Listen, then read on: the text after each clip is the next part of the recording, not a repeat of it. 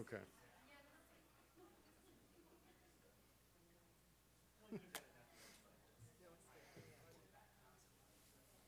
All right, ladies and gentlemen, welcome to Mastering Live Events for Authors.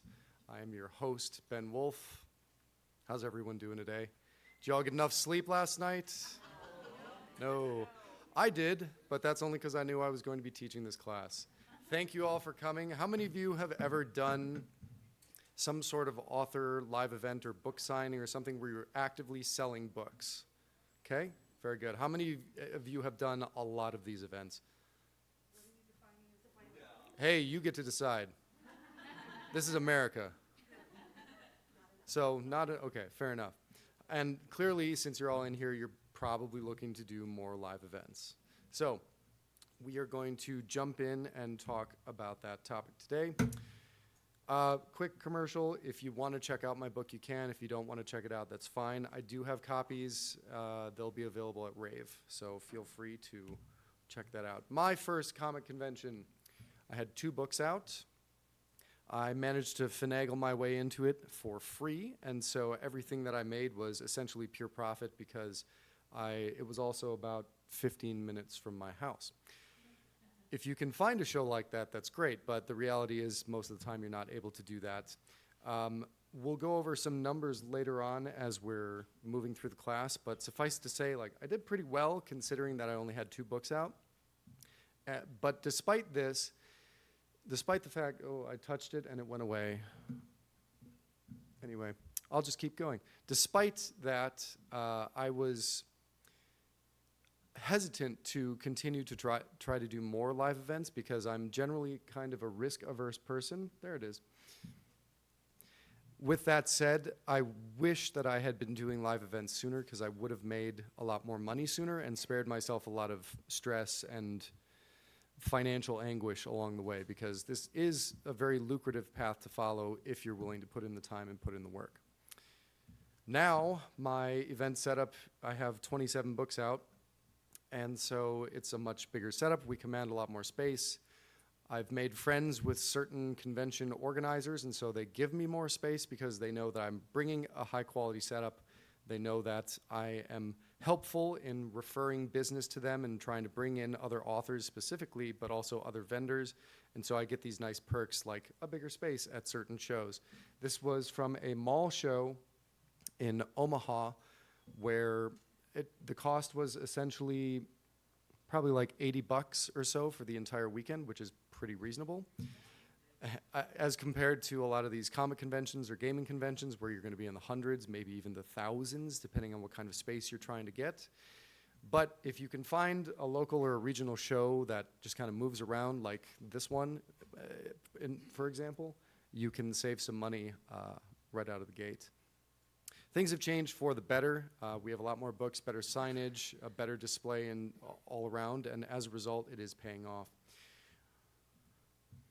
Let's talk very briefly about our goal for this class. How can authors do successful live events and also build their audience at the same time? That's the second half of that has been a focus for me this year in particular, because I am realizing, like many of us, especially with the emphasis on direct sales this year at this year's convention, that our friends at the Empire are not always going to have our best interests in mind, and so finding your own sales channels, building your own audience, and then effectively marketing to that audience is going to be crucial toward not only our survival as authors going forward, but our ability to thrive as authors going forward. So that has been a focus of mine, and so I'll be able to share some initial numbers just in the first, since January. It hasn't even been a full year as far as the audience building piece, but I think the numbers of the sales will sort of speak for themselves, so we'll get into that.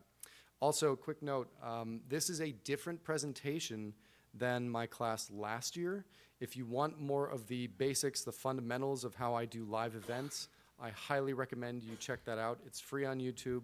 If you just do a search for Ben Wolf Live Events 20 Books Vegas, you'll probably find it. We're going to have 3 parts to this class. First of all, we're going to talk about the money and the growth of my live events career over the last 5 years. Then we're going to talk to Jerry Shepard, who came onto my radar a little more than a year ago. She's got a bunch of books out. She'll kind of give you her bio when she comes up. But we have been working together at a lot of shows recently. She was very willing to take some of the feedback that I gave her. Some of it was solicited, some of it was unsolicited, so that's very kind of you, Jerry. But we're going to talk about how some of the changes that she implemented over the course of the last year and then some have transformed her live events game as well. So I wanted to have not just me up here kind of explaining to you what I can do now with 27 books out, but also talk to someone who has a lot of experience with publishing but hasn't had as much experience with live events, and so it'll be a good illustration for you all to take note of. And then last of all, especially with Rave coming up the end of this week, we will talk about some things that you can do right now that will cost you zero or almost zero to immediately improve your chances of selling books, especially at Rave on Friday. How many of you have a table at Rave, just by a show of hands? So most, maybe a little bit more than half of the room. That's fantastic. We'll see you guys there. Okay, we're going to start talking about the money aspect of things, because if it's nice, we all want to write things that affect people and provide a powerful emotional experience and influence our readers and have a great time doing it. But we can't really keep doing that unless we make some money along the way. So we're going to start with the money. In 2018, I did 2 shows, one of which was the one that you saw the picture of earlier. I had 2 books out, one sci-fi horror novel, which is kind of like the Alien franchise, and then I had my picture book, I'd Punch a Lion in His Eye for You, which is an instant classic. You should all check it out. And of those 2 shows, I made a little bit less than $500, $477.15. Remember that number because we're going to circle back to it later on. 2019, I finally bit the bullet and said, you know what, I should do a few more of these. And so I did 13 shows. I had 5 books published. I had started to launch what I would consider my flagship fantasy series, the Blood Mercenaries series. And it wasn't the entire series, but I had a few more books out. And as a result of that, my income from these shows, my revenue from these shows jumped to $3,345.15. Not per show would be nice. No, that was the annual. We'll get to some of those numbers per show, though. I promise you that.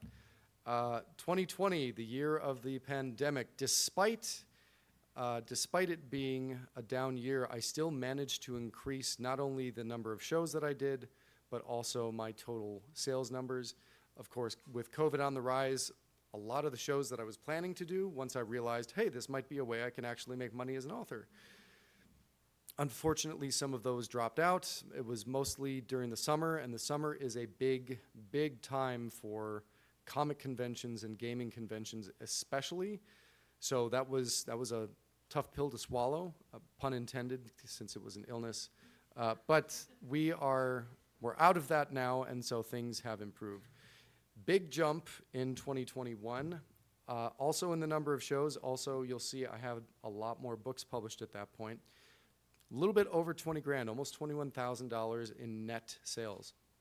You guys all understand the difference between net and gross, I take it? If not, you can Google that. What are you including in gross, like table costs, travel costs? No, this is just pure numbers, pure sales numbers. So table costs, they vary so wildly from event to event that they're not factored in here.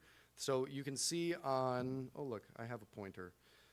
You can see on this little thing right here, the gross sales. This is just what I brought in terms of actual sales, people giving me money at these events for books.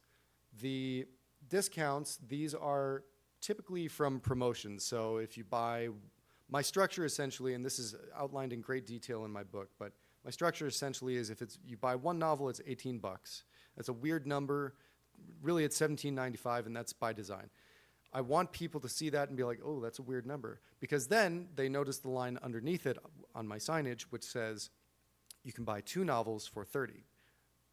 2 novels for 30, 30 is a round number. You take out 2 $20 bills, you get 10 bucks back. The math is super easy. You don't have to do any weird calculations. Again, I go into a lot of detail about this in my book, and in the previous last year's class, You can watch that and you'll get more information about why I price things the way I do, the mindset behind it, and you're seeing the results of some of those things. In terms of gross with regard to all of the other expenses, it's kind of all over the map. I am making money. This was the first year where I really broke out and started making some serious money despite that. Now, obviously, you have to factor in the cost of the books, too.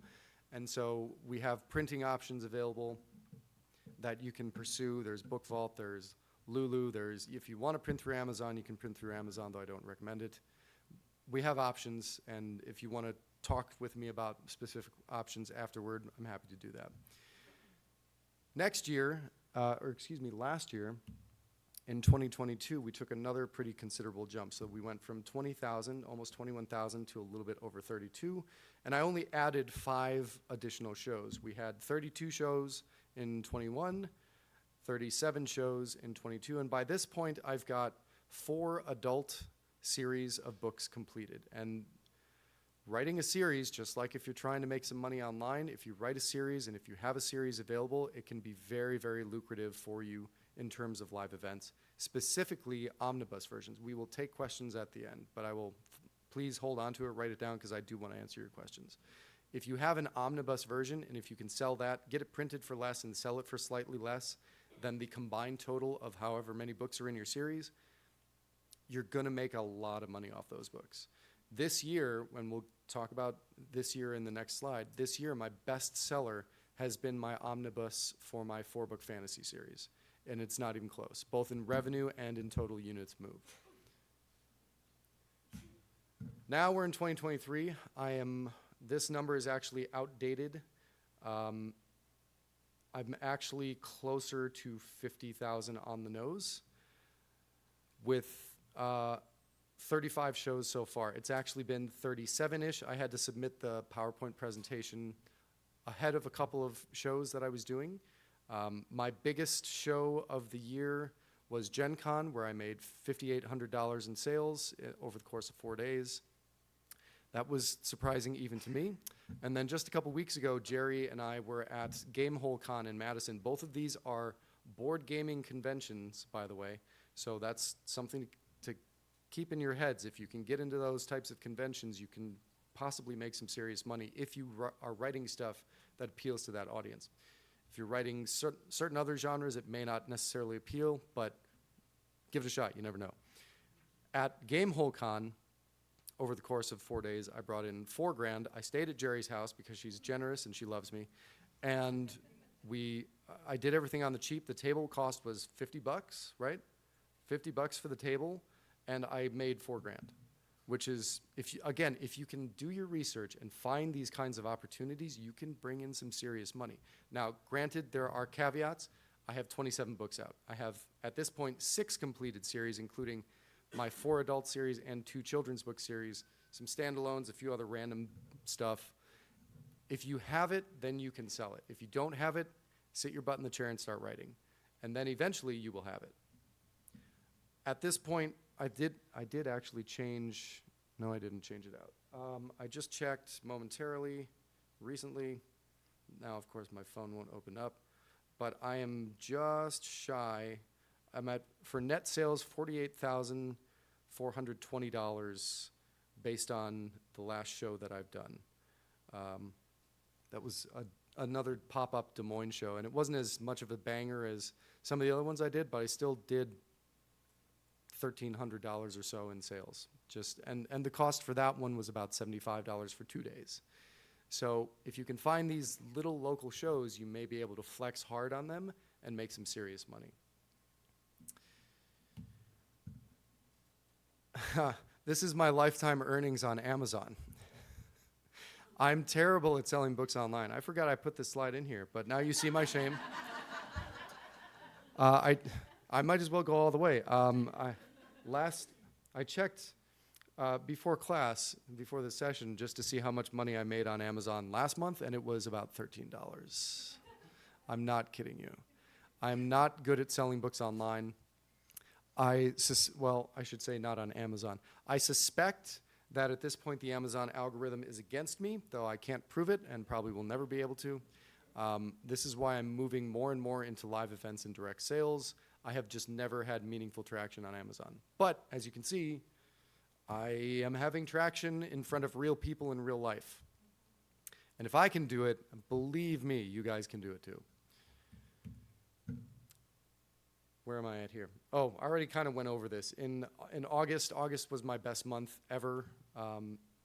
This includes Gen Con, so I just barely cleared 10K, including PayPal and Venmo sales, because some people wanted to pay me that way instead. It was like $10,070, so I had just barely squeaked by. And what is 10K? Is it rainbow trout or trout? I don't know. Salmon. Oh, it's one of the fish. I don't know. I haven't graduated to mammalia yet, but maybe someday. 4 shows in total. One of them was Gen Con, which accounted for $4,700, $5,800 with cash sales and stuff like that. All of these were within 5 hours of driving distance. For some of you, it may be prohibitive to drive long distances. I get that. Try to find local craft shows, vendor events, anything where there are people walking through looking to spend money. You will make some sales. Let's talk about growth in terms of subscribers and followers and stuff like that. So from 2018 to 2022, my newsletter list was pretty stagnant. 700 to 800 newsletter subscribers. Yes, I would occasionally get people to sign up, but then I would lose a few whenever I would send a newsletter. My open rates have always been pretty good. I don't know why that is. 18 to 25%, I'm told, is a pretty good open rate. But my newsletters were inconsistent. I wasn't sending them out on a regular basis. My people didn't know what to expect from me. I wasn't really engaging with them because I was just sort of flailing. Like many of us, how many of you have been flailing in certain parts of your author career? Yes, thank you for your honesty. I am one of you. You are my people. Thank you. But I went to the first Indie Capstone event that Craig hosted. First one was here in Las Vegas in March of 2022. And one of the things that Craig challenged me to do was be more consistent with my sending of newsletters. And so I did that. I applied it, and immediately, I shouldn't say immediately. There's nothing immediate about this business. But I've essentially doubled my newsletter list. I'm hovering just below 1,500 as of the newsletter that I furtively and quickly sent out today, letting people know that I was not going to send a full newsletter because I'm in Las Vegas doing Las Vegas things. My open rates are even better now. It's 25 to 32%, which, again, I'm told is very good. And I have some measurable sales conversions in terms of online sales, but it's nothing to brag about yet. That is my area of expansion for 2024, is I'm going to try to leverage my existing fan base to get more sales through my website and online, but not through Amazon, because it's just not going to work for me, probably. And then I have no actual metrics on this, but my Facebook interactions have seemingly improved, excuse me. I am posting more frequently, especially when I'm doing shows. And that's the thing about the content that I'm providing to my newsletter is I say, here's what I did at the last show. Here's the next show I'm doing. Come and see me. And then here's the next cool project I'm working on. That's my basic newsletter structure for every newsletter that I send out. And people are at least opening them. I haven't dived real deep into the click-through percentages and all that because I'm just not a data guy. But it seems like things are going better. So that can be your takeaway for this. It seems like things are improving. So hopefully they are. I will say that I also did run a Kickstarter campaign earlier this year, and it funded at $6,000 something for my kids book series, and my goal, my stated goal was 500, but my real goal was I was hoping for 5, so I exceeded that. I'll be doing more Kickstarter campaigns too, so check out some Kickstarter classes if you get a chance while you're here. You might see me in the audience. Jerry, would you come up, please? So everybody give a hand for Jerry Shepard, please.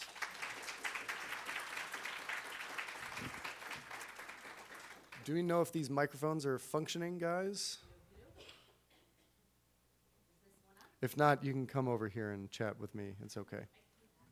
Okay, we'll share this. We'll share this one. Either way, it's okay. So as I said before, I wanted to call Jerry up because she has a ton of publishing experience, but her live events experience was not as developed. Is that a fair thing to say? That's a very fair thing to say. So eat the microphone a little bit more for us while you're. Yes, absolutely. you hear- Totally fair. Definitely did not have the live event experience. You can all hear Jerry okay? Just want to confirm. Okay, great. So, Jerry, first, just give us your quick bio. Who are you? What are you about?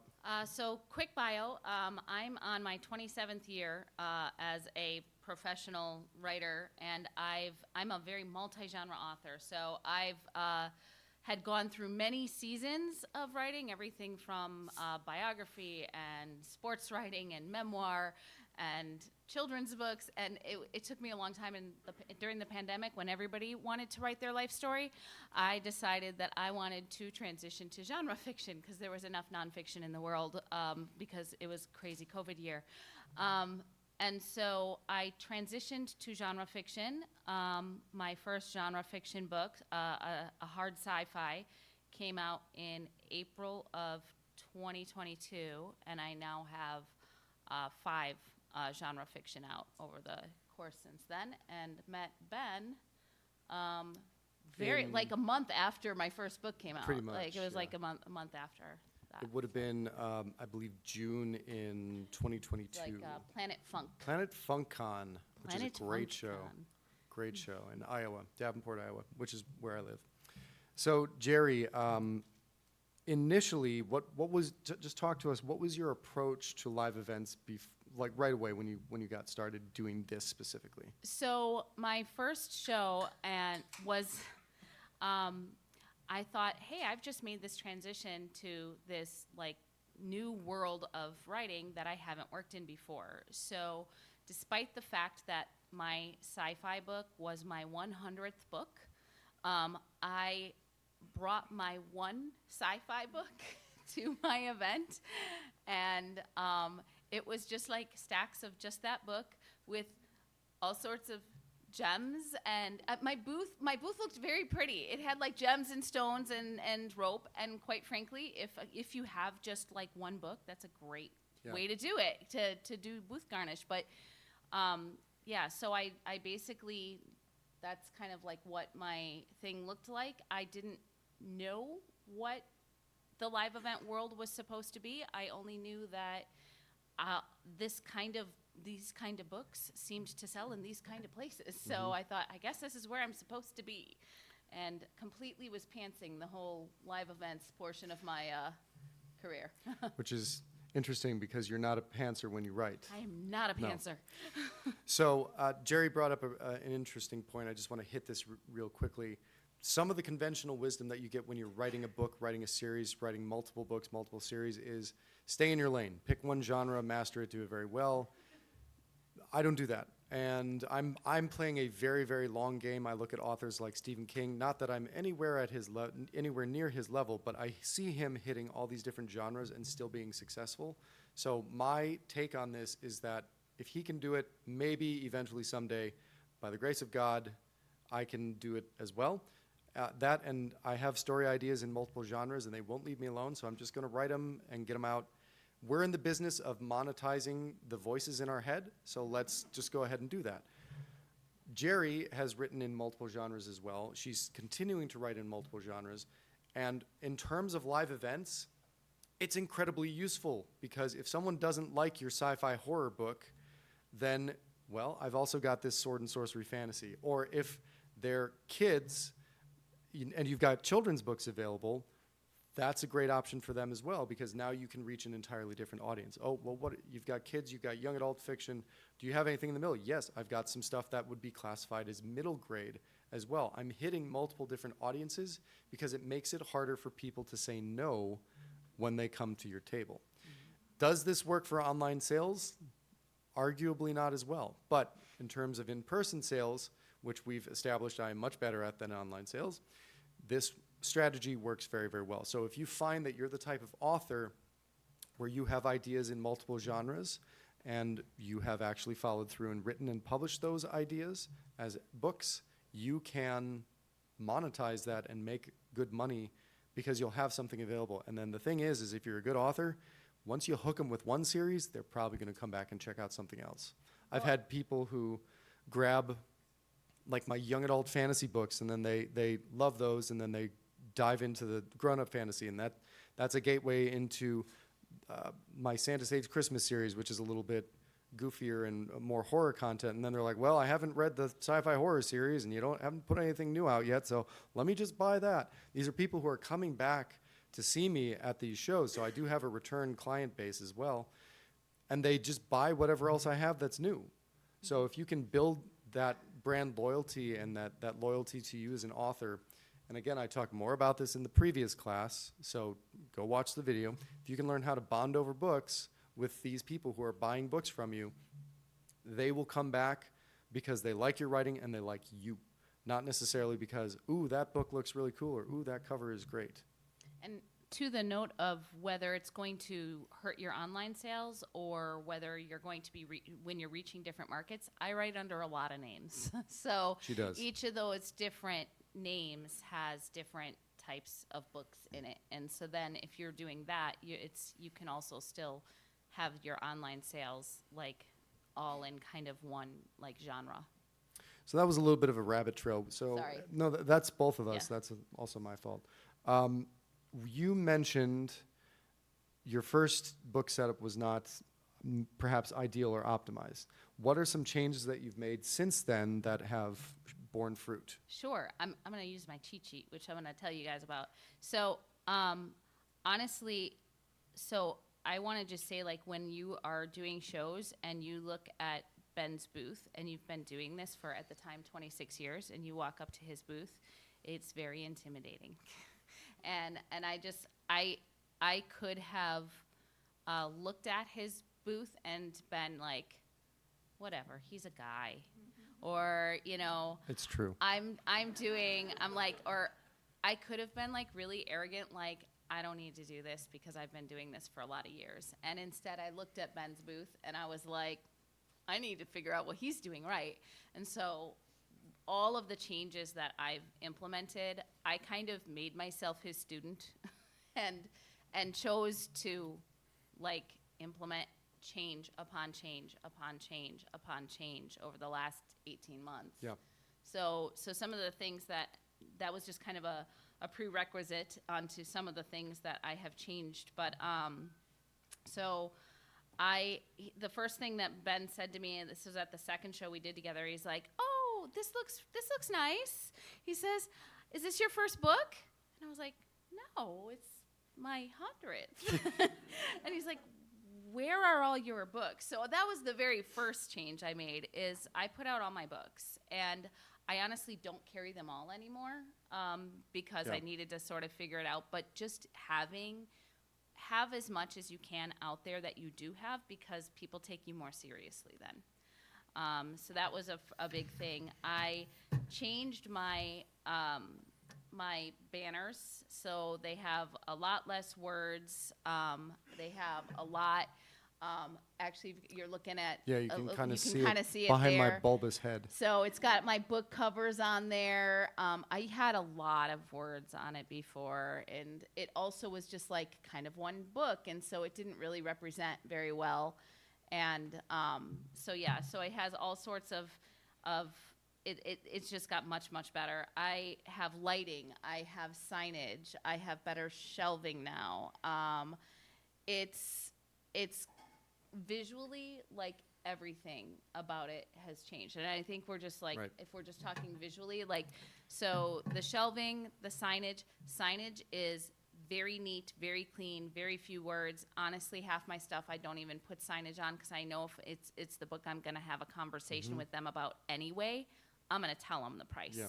So as much stuff that I can pull out, the only words I want in front of them are the words on my books. And that's kind of, so I guess just clean, neat, full, well-stocked, well-lit, and well-organized. And those are all, like, literally just like me staring at Ben's booth going, okay, I'm going to do that, I'm going to do that, and having great conversations about it, too.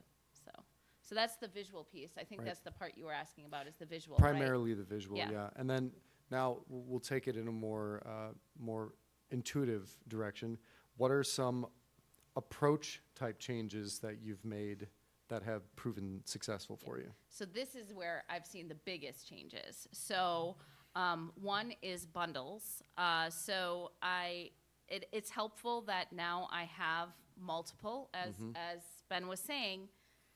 Do the writing, as they said this morning on the panel, just publish the damn book because we have to do that. Do the writing, get the books done because that's what is going to sell. And I have found that as the more that I write in my series fiction, the more people buy. And in fact, more people are buying the bundle of multiple books in a series than they are buying just the one. And more people are buying that first book than they did before I had multiple books because they trust that I'm going to finish it. So that's the bundles is huge. Doing gift packaging. So like, with so many, like I know Ben has like these really cool metal bookmarks. I have some kids' books that I'll include like a plushie with, if you buy so many, we'll throw this in, or this only costs this much. I've done some adopting of the easier pricing for the multiple books. Like Ben was saying, it's a little bit harder for me because my books are all over the map as far as like different price lines and stuff, but it definitely works well with my series fiction. And then, let's see here, some of the other things.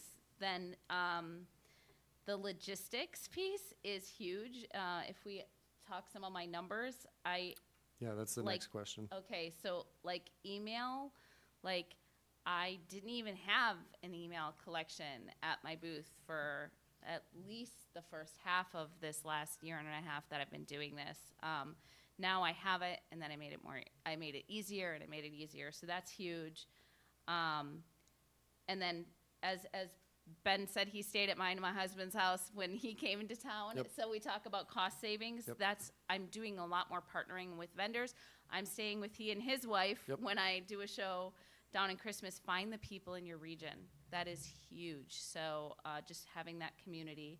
And then,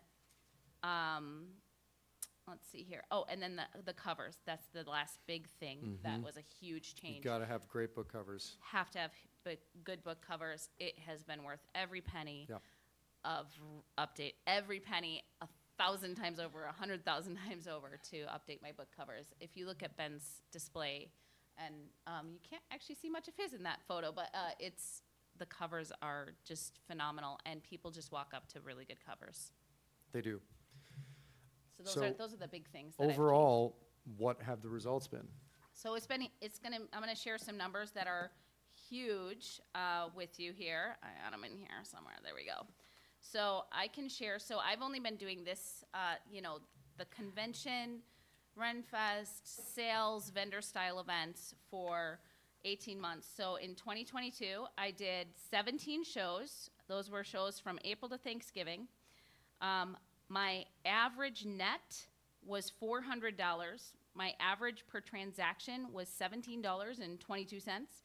My top show was $1,200, and my total emails collected was 0 throughout the entire year. So every single one of those people that has my book, I have no way of contacting them.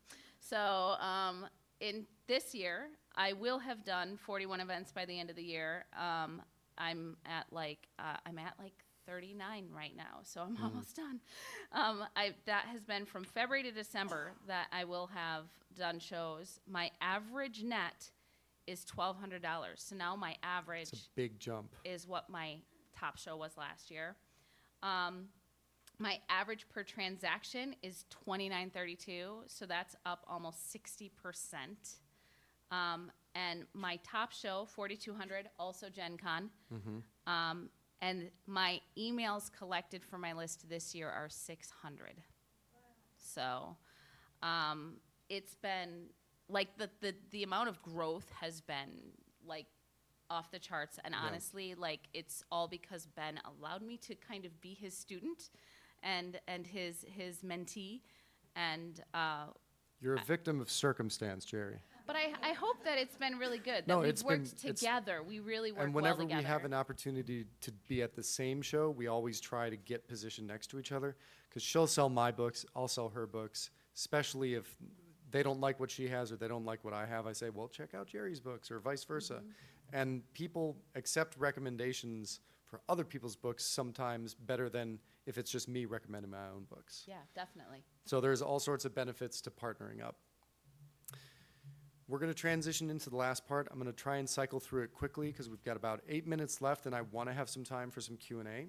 So get ready to take some notes. This section is all about what can you do right now to improve your live events game. They will cost you almost nothing or nothing to implement. First of all, modify your stacks. Stack them high, watch them fly.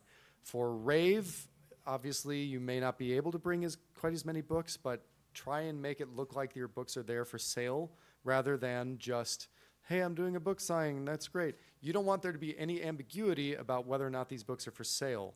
You want people to walk over and be like, how much? As opposed to, what are you doing here? Number 2, when you're talking to people, this is a basic sales principle. Ask open-ended questions. What do you like to read? Who's the big reader in your family? These types of questions will get people to open up, and then you can tailor your pitch to them specifically. And then, also incredibly important, Jerry and I both do this all the time, hand them your book.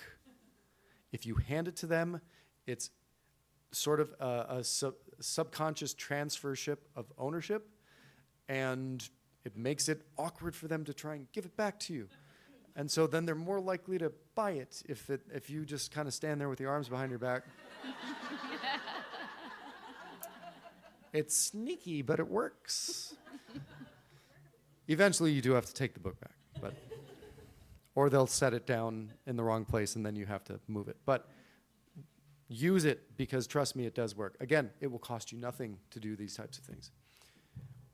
Take down emails for your list. I do this after I close the sale. This is how Jerry and I both added 600 and 700 to 800 people to our list this year. I have an iPad, a very old iPad that doesn't really do much aside from take emails these days because it's very old, but I get it connected to the internet. I navigate to my MailerLite landing page, which I've already set up. If you don't have one set up, that might be a hitch in this process, but you can always just grab a clipboard and some paper and a pen and take down email addresses that way and add them manually later. I have them enter it in. They get a freebie when they sign up, and the conversion rate on someone who has already bought a book from you to them saying, yes, I'd like to join your newsletter, it is astronomical. I don't have an exact number, but it's got to be over 95%. And the best part about it is that it's what's considered a qualified lead in sales because they've already spent money with you. This is exactly the type of person who you want to join your newsletter list. I made the mistake early on, and I still see authors doing this sometimes, of saying, hey, if you sign up for my newsletter, you'll get a free book before they've even sold anything. If people sign up, that's great, but that doesn't mean that you're going to make any sales off them. It is much better to sell them something first, because then you're not distracting them from the sales process, and then convert them to a follower after the fact. Couple more of these, one more of these, and then we'll do a quick review. We'll probably just jump right to questions. Create a discount pricing structure. You can change this right now before the rave show. Figure out what your margins are and figure out how you can change prices so that you can entice people to buy more immediately right then and there. This is Anna. Her mom bought her one of everything from my table at a show in Eau Claire. And at that particular event, which was just a pop-up mall show in Eau Claire, Wisconsin, I sold $4,000 in 2 days. I'm just as surprised as you are, folks. I thought, oh, well, this is going to be a throwaway. Maybe we'll get like $1,200 or $1,300. Nope, $4,000. Okay. Eau Claire likes my books, apparently. So I'm going back. All right. Last one. You can do some research. This is real easy. Google and Facebook. If you're on Facebook, look for pop-up comic conventions, look for vendor and craft shows, Ren fairs. You can find all this stuff in my previous class as well. And then find a friend to split the cost with if you can, because you'll save money that way. It'll make it more affordable, and then you get more bang for your buck because you'll be helping each other along the way as well. So I'm going to skip past all this, and we've got about 3 minutes for questions, so run up if you've got a question, or just raise your hand and yell. And Either while way. the first person is coming, my friend Justin is going to give you guys all a free chapter on my live events. And if you visit me at the Rave booth, you can get the physical copy. The chapter is literally called My Friend Ben. Oh, I'm honored. Yes. Okay, so I'm fairly new to live events. Yes. I have noticed that they are way better for me than online sales, but it usually seems to be the book-specific conventions that don't sell out. Everything else sells out. Sure. Is that typical, or is there just something about me or the concept sheet? It's all you. No, actually, first of all, great pineapple shirt. Second of all, no, it's book fairs are harder for me to sell books because there's way more competition. If I go to a craft fair, I'm usually the only author there. And people at craft fairs are looking to buy a physical thing. That's the nature of a craft fair. And so the readers who come to craft fairs are might be interested in physical books. So try to go somewhere where you can disrupt rather than fit in. That's my quick advice on that. Thank you. Couple minutes left. Yep. What do you do about read-through? You say you're not doing Amazon sales very well. Do you have a website? Like, I do. book people with one book, where are you selling the rest of the series? Usually at the next show that they see me at. But as I said, I'm trying to expand into more direct sales. And so in terms of that, I have a direct sales channel set up through my website. Now I'm working on expanding it, refining it, honing it. So I'll be in all the direct sales classes this week. Just be loud. Have you started including hardcovers in your direct sales? Not yet. Hardcovers are an area where I want to expand, but I have one hardcover. It's my children's picture book, and that lends itself to being a hardcover really well. That's just what it's always been. Aside from that, if you bring hardcover of the same book where you've already got a paperback, you're splitting your inventory in half. And so for me, it's been lucrative enough to not do hardcovers that I haven't considered it. My strategy is going to be to maybe include a few going forward, but for the most part, I'm just going to try to stick to Kickstarter for hardcover sales, and maybe through my website, definitely through my website. Any other questions? Yes. I have one more from Facebook. Yes, please. Someone named Kate Anslinger is asking, I've always hired a cover designer to do my books, but Yep. I'm finding a lot of authors are creating their own. Any recommendations on Nope, that? keep hiring someone who knows what the hell they're doing. Also, Please. though, and they talked about this last year, Rockin' Book Covers. Rockin' Book Covers, I think it's literally rockinbookcovers.com. They have all sorts of really great artists, but yeah, find your artists. We have 15 seconds left. Thank you for all for coming. If you have additional questions, grab me in the hallway. I'm approachable. I would love to talk to you. And I'll be on the far right side in Rave if you want to come see my booth and see